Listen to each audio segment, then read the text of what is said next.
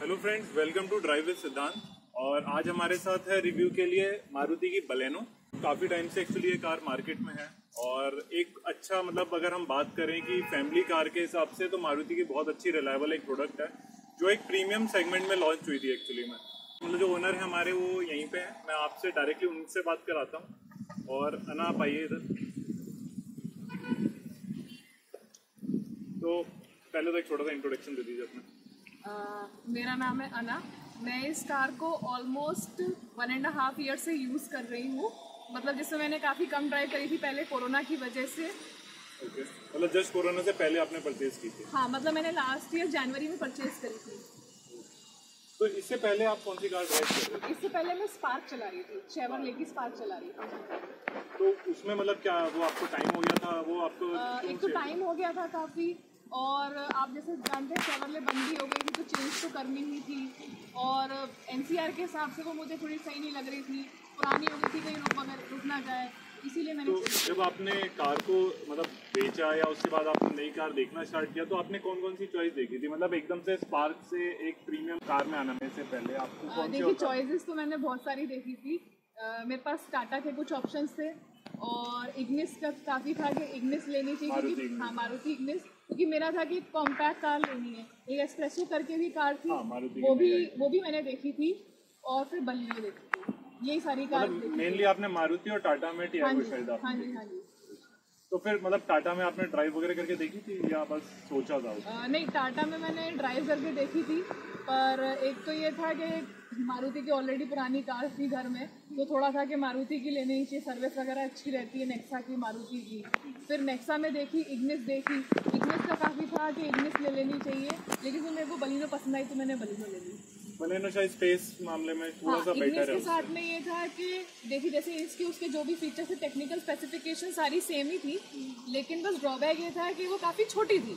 ये एक एडवांटेज भी कह सकते हैं, ड्रॉबैक भी कह सकते हैं। पर मुझे क्या मल्टीपर्पज़ कार चाहिए थी, लॉन्ग टर्म के लिए मल्टीपर्पज़ चाहिए थी। और स्पेस साइज ज़्यादा होनी चाहिए कि जैसे 5 लोग का कमिटमेंट है तो एटलीस्ट 5 लोग आराम से बैठ जाएं। मोस्टली इन कारों में अगर मैं अपनी की बात करूं इको स्पोर्ट की, तो उसमें 5 लोगों को थोड़ा सा दिक्कत आती है। बट हाँ, ये एक ऐसी कार है जिसमें 5 लोग बहुत आराम से बैठ जाते हैं। और अगर मैं बात करूं, एक ये आपका पेट्रोल वर्जन होगा? हाँ जी, पेट्रोल ही पेट्रोल मतलब इसमें अवेलेबल है। कौन सा मॉडल है ये हमारा?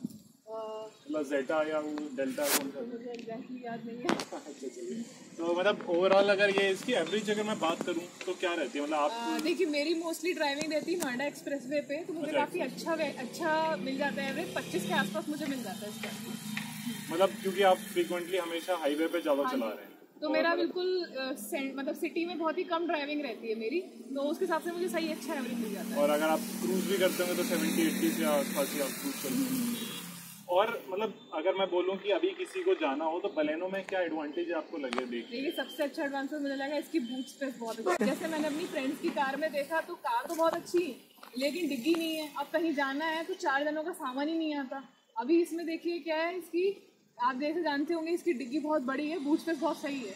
तो मेरी जैसे ये कार बाहर की है तो आसानी से मेरा आराम से दुनिया भर का सामान आ जाता है और कहीं भी चला जाता है। तो ट्रिप पर्पज से मुझे बहुत सही लगी। कहीं भी जाना है आप कुछ भी लेके जा सकते हैं। तो ये आप ही चलाते हो या फैमिली में और भी कोई अभी चला रहा है? नहीं, मैं से मैं यूज़ करती हूँ। तो इसका मैं स्टीयरिंग का रिस्पॉन्स पूछूंगा कैसा है? मतलब आपको चलाने के बाद थकान फील होती है या मतलब लगता है लाइट वेट है बहुत हमारा? नहीं, काफ़ी लाइट वेट है। मतलब आपने इसके कंपैरेटिवली कोई और कार में देखा हो तो आपको लगा हो कि थोड़ा सा स्टीयरिंग मेरे को कंफर्टेबल है या नहीं है, कैसा? नहीं, कंफर्टेबल स्टीयरिंग है इसका काफ़ी। म्यूजिक सिस्टम के बारे में अगर मैं बात म्यूजिक सिस्टम अच्छा है, मैंने कंपनी फिटेड ही म्यूजिक सिस्टम वगैरह लिया है। इसका काफ़ी अच्छा म्यूजिक सिस्टम है। एक चीज़ और मैं आपको बताऊंगी, इसका मुझे ग्राउंड क्लियरेंस भी बहुत अच्छा मिला। जो पुरानी मेरे कार के साथ में प्रॉब्लम थी, शेवरले या एक एक्सेंट भी है, उस साथ में प्रॉब्लम थी कि वो नीचे से टकराती थी। हाँ, एक्सेंट तो थोड़ी सी नीचे तो ये अपनी रेंज में इसके टायर अच्छे थे, इसका इसका ग्राउंड क्लियरेंस काफ़ी अच्छा है। तो मैंने नहीं देखा आज तक कि कहीं टकराई नहीं है। मतलब अगर ये 4-5 जने भी इसमें बैठ जाएँ तो भी ये नीचे नहीं जाती, टकराती नहीं। अच्छा, मैं लाइट की रिस्पॉन्स मतलब रात को आपको कैसा लगता है? मतलब लगता है कि लाइट अच्छी और होनी चाहिए या बेटर? थोड़ी सी मुझे लगती है कि अच्छी होनी चाहिए, क्योंकि कभी कभी मुझे ये लॉन्ग शॉट करके देखना पड़ता है कि बराबर है कि नहीं। हाँ जी। और फॉग लैम्प वगैरह ये सब कंपनी फिटेड आया था? हाँ, सब कुछ कार में कुछ ऐसा जो आपने चेंज कराया हो? नहीं, चेंज तो मैंने कुछ नहीं कराया। लग रहा था कि कंफर्टेबल रहेगी या नहीं रहेगी, क्योंकि मैंने पहले जिनके पुराने मॉडल्स थे उसमें नोटिस किया था कि पीछे वालों को कंफर्टेबल नहीं लगता बैठने में, पर ये काफ़ी अच्छी लगी मुझे। मतलब पीछे वाले भी आराम कंफर्टेबली बैठे रहते हैं, एसी भी सही काम करता है, साउंड सिस्टम तो खैर एक्सटर्नल रहता है पर अच्छा काम करता है।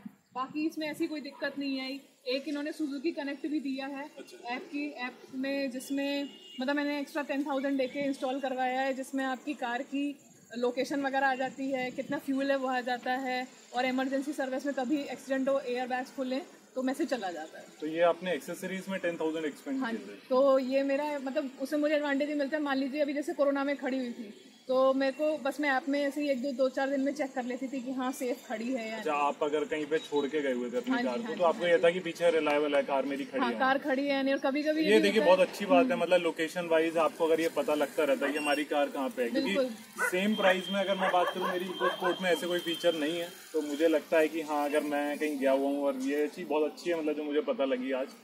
फ्रेंकली ये मुझे भी नहीं पता था इसके बारे में। इसमें एक चीज़ और अच्छी है, जैसे कभी कभी पेट्रोल कम होता है, मेरे पास टाइम कम होता है, तो क्या है जनरली तो डिजिट्स में बार देखते हैं कि इतने बार फ्यूल है, लेकिन इसमें क्या है मैं ऐप में चेक कर ली हूँ कितना परसेंट है। ओके, जैसे मान लीजिए 2 बार देखते हैं, मतलब आपको प्रिसाइज नहीं मालूम, अच्छा, थोड़ा एक्यूरेट पता लग उसमें लग रहा है 24% है, तो मुझे लगता है 24% में तो मेरा आना जाना आराम से हो जाएगा, तो उसमें मुझे थोड़ी हेल्प मिल जाती है। और कुछ ऐसा मतलब जो डिसएडवांटेज आपको लगा हो कि हाँ ये कमी है मेरी कार में? बॉडी थोड़ी डेलिकेट है, थोड़ी बेटर हो सकती थी बॉडी, क्योंकि इस पे हल्के से पे स्क्रैच आ जाते हैं। जैसे मैं इसकी रबिंग वगैरह करवाती रहती हूँ, लेकिन बॉडी मुझे लगता है थोड़ी सी बेटर बना सकते हैं। क्वालिटी थोड़ी और अच्छी होनी चाहिए। हाँ, जो फिजिकल क्वालिटी है, जो एक्सटर्नल बॉडी है, वो बेटर बन सकती है। क्योंकि ऐसा होता है कि आगे के कुछ पार्ट्स होते हैं जो जल्दी लगने के चांसेस होते हैं, वो थोड़े से मतलब सही होने चाहिए। साइड से कहीं से टकराती है, या कहीं जैसे कुछ आता है तो हाल डेंट आ जाता है, या हल्के से में ही कहीं से निकालो तो आ जाती है। पर जैसे अभी अब मैं बात करूं कि सेफ्टी पॉइंट ऑफ व्यू से आजकल कार काफी लोग देख रहे हैं, तो जैसे टाटा की कार 5 स्टार रेटिंग आ रही है, तो आपने ये नहीं सोचा था मारुति की अभी कार की, क्योंकि अभी ब्रेजा की नई रेटिंग आई है और वो 0% आई है, मतलब 0 बोला गया उसकी क्रैश टेस्ट में, तो ये नहीं लगा था कि मैं मारुति पे जा रहा हूँ, इसका एक ब्रांड नेम है, रीसेल में अच्छी है, पार्ट्स आसानी से मिल जाते हैं, लेकिन सेफ्टी वाइज कहीं ना कहीं अभी ये लैग कर रही है कार, तो वो आपको नहीं लगा था कि मेरे को मतलब टाटा पे इसलिए जाना चाहिए था? देखिए थोड़े बहुत तो लगा था, पर मारुति के मैंने ऐसे रिव्यूज भी नहीं देखे कि गाड़ी एकदम दब गई या ऐसा कुछ हो गया। अब कोई इंटेंशनली आके आप में कोलाइड करेगा तो लगेगी गाड़ी में, लेकिन ऐसे भी रिव्यूज नहीं थे कि बॉडी, जैसे मैंने और कार्स भी देखी थी, जैसे क्विड देखी थी, इनके बारे में सर्च किया था, तो उसके ऐसे रिव्यूज थे कि इनके कांच नहीं खुलते नई गाड़ियों के। मेरे तो ऐसे मतलब स्केरी थे कि मेरे को लगा कि पता चले मैं ले लूँ और ये सब नहीं है। हाँ, इसमें मुझे खैर कोई दिक्कत नहीं मिली, सर्विस ही मैंने इसकी करवा ली 3 बार सर्विस सेंटर से ही, तो मेरे को ये सही लगी। ओवरऑल अगर मैं बोलूँ आपने कितना इसको अभी ड्राइव किया? मैंने इसको ऑलमोस्ट कर दिया है शायद 22,000 के अराउंड ड्राइव किया। और इसकी सर्विस कॉस्ट अगर जो मैक्सिमम आपने दी है वो कितनी आई होगी? मैक्सिमम मैंने इसकी सर्विस कॉस्ट दी है कुछ ऐसा इनका रहता है, पहले तो फ्री थी, फिर सेकंड वाले में केवल लेबर चार्ज नहीं लगी होगी। तो मेरी फर्स्ट वाली तो फ्री थी, सेकंड वाले की 1700 समथिंग चार्जेस थे। अच्छा, मैक्सिमम अभी 1700। हाँ, नहीं उसके बाद मैंने शायद एक बार कराई थी, 3,500-4,000 रुपये लगे थे। ठीक है, मतलब ओवरऑल आप मतलब सेटिस्फाई है इस कार से? हाँ जी, इस कार से मैं काफ़ी ज़्यादा सेटिस्फाइड हूँ। मैंने ये रिसेंटली 1-2 लोगों को और भी सजेस्ट करी है, उन्होंने ली भी है, मतलब उनको भी परचेस किए हुए हो गए 6 महीने, तो वो भी काफ़ी ज़्यादा सेटिस्फाइड है। मतलब उनकी तो ये पहली कार थी, फैमिली पर्पज से लेनी थी, तो मैंने कहा आप सेकेंड हैंड वगैरह मत लो, इस चक्कर में मत पड़ो, आप ये फर्स्ट हैंड कार लो। पर उन्होंने सीख भी लिया, वो काफी ज्यादा सेटिस्फाइड है। देखिए मतलब ये बहुत अच्छी बात है कि आप एक तो देखो पहली कार लेना, और सेकंड चीज ये है कि खुद सेटिस्फाई हो तभी तुम दूसरों को बोलो, क्योंकि जैसे मेरे को पता है मेरी कार में क्या एडवांटेजेस है, मैं वो बता सकता हूँ, लेकिन उसके बाद अगर अगला बंदा भी सेटिस्फाई हो रहा है, मतलब डेफिनेटली मेरी बताई चीज उसके कहीं ना कहीं काम आ रही है। तो ये मतलब कुछ इसके फीचर्स के बारे में जितना डीप में मैं एक और वीडियो बनाऊंगा, ये तो बस एक ओनरशिप रिव्यू था, और आप मेरे पहले एक ऐसे फीमेल ओनरशिप रिव्यू के लिए आए हो इस वीडियो पे, तो आप लोग कमेंट कर सकते हैं, बता सकते हैं मतलब आपको कैसा लगा हो।